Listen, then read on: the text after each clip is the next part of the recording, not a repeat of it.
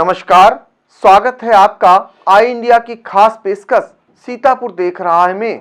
आज के कार्यक्रम में बात होगी उन 5 तस्वीरों के साथ जो हकीकत को आईना दिखाती व्यवस्था की हैं।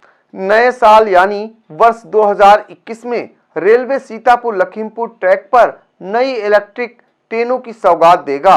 ये ट्रेनें नए इलेक्ट्रिक ट्रैक सीतापुर लखीमपुर पर फर्राटा भरेगी।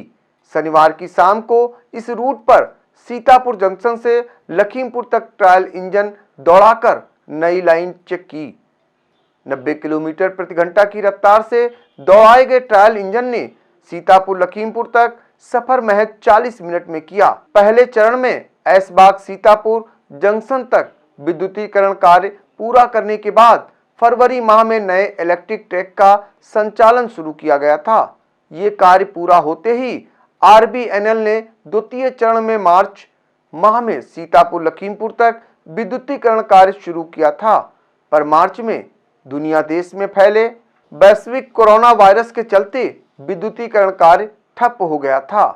कोरोना महामारी थमने के बाद जुलाई माह में दोबारा कार्य कराए गए। करीब 2 महीने में कार्यदायी संस्था ने समूचे ट्रैक का विद्युतीकरण कार्य पूरा कर लिया।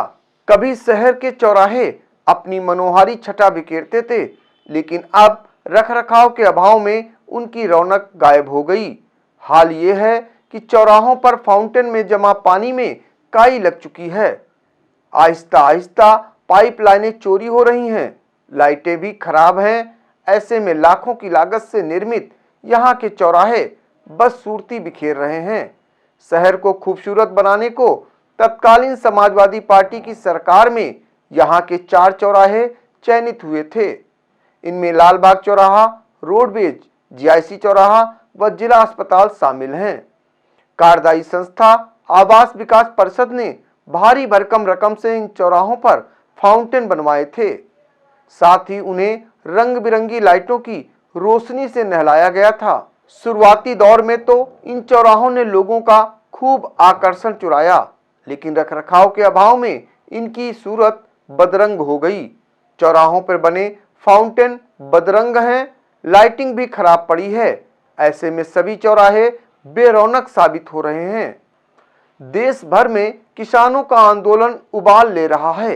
दिल्ली, हरियाणा में किसान आंदोलनों के बीच महमूदाबाद में भी पूर्व मंत्री सपा एमएलए नरेंद्र सिंह वर्मा भी किसान मुद्दों को लेकर बेमियादी धरना पर बैठ गए। इस संघर्ष की खासियत तो देखिए, सपा मुखिया पूर्व सीएम अखिलेश यादव को भी वर्चुअल रूप से इस आंदोलन में खींच लाई। वर्चुअल बतौर पर जुड़ने के बाद पूर्व सीएम अखिलेश ने न सिर्फ एमएलए नरेंद्र वर्मा द्वारा बताई गई किसानों की समस्याएं खुद सुनी, बल्कि राजधानी की मीडिया को भी इससे रूबरू कराया। एमएलए नरेंद्र वर्मा ने बताया कि 2017 में 10 रुपए प्रति कुंतल गन्ने का मूल्य बढ़ा था, लेकिन इस बार न तो मूल्य बढ़ा है और न ही पुराना बकाया गन्ने का भुगतान किया गया। आवारा पशुओं की समस्याओं से भी रूबरू कराया। बाद में सपा मुखिया ने किसानों के संग मंडी में धरना दे रहे नरेंद्र सिंह वर्मा की तारीफ की। कहा कि जरूरत पड़ी तो खुद धरने में शामिल होने को आएंगे। रामनगरी अयोध्या में मर्यादा पुरुषोत्तम भगवान श्री राम का भव्य मंदिर बन रहा है। इस मंदिर के निर्माण में मोदी योगी सरकार समेत हिंदूवादी संगठन बढ़ चढ़कर अपनी सहभागिता कर रहे हैं, पर सीतानगरी में स्थापित भगवान श्री राम के पुत्रों लौकुश की प्रतिमा खंडित कर दी गई है। कुछ अराजक तत्वों ने प्रतिमाओं के हाथ तोड़ दिए हैं। इसे क्षतिग्रस्त हुए 1 महीने होने को है, बावजूद इसके अभी तक इसकी मरम्मत कराई नहीं जा सकी है। हालांकि जिस दिन लौकुश की मूर्ति खंडित की गई थी, उसी दिन पालिका के अशासी अधिकारी गुरुप्रसाद पांडे ने जल्द खंडित प्रतिमा को दुरुस्त कराने का आश्वासन दिया था, लेकिन आज तक खंडित प्रतिमा की मरम्मत कराई नहीं जा सकी है। उधर मसले पर हिंदूवादी संगठन भी चुप्पी साधे हैं। एसएमएस समस्या बनी मुसीबत। काश्तकारों को सहूलियत देने के लिए प्रदेश सरकार ने गन्ना विभाग में एसएमएस सेवा शुरू की थी, लेकिन यह व्यवस्था ही किसानों के लिए गलफांस बन गई है, क्योंकि अधिसंख्य किसानों के पास सेलफोन नहीं है तो सट्टे में इनके नंबर फीड भी हो तो कैसे। जिन काश्तकारों के सेलफोन पर सट्टे में फीड हैं उनके सेलफोन पर तो गन्ना आपूर्ति के एसएमएस पहुंच रहे हैं, लेकिन जिम्मेदार उनके गन्ने को क्रय केंद्रों पर रिजेक्ट कर दे रहे हैं। अभी तक किसान विभाग से जारी पर्चियों के आधार पर चीनी मिल के क्रय केंद्रों पर गन्ना की सप्लाई करते थे, लेकिन अब एसएमएस की सुविधा दी है। ऐसे में मायूस होकर उन्हें लौटना पड़ रहा है।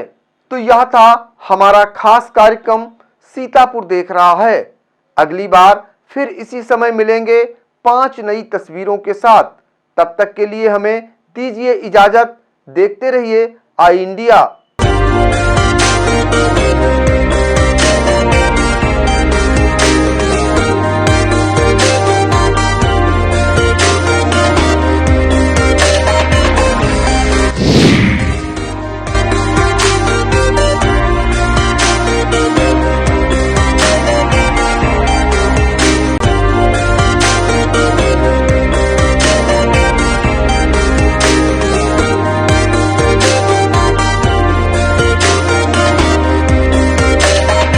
खबर आपकी, नजर हमारी।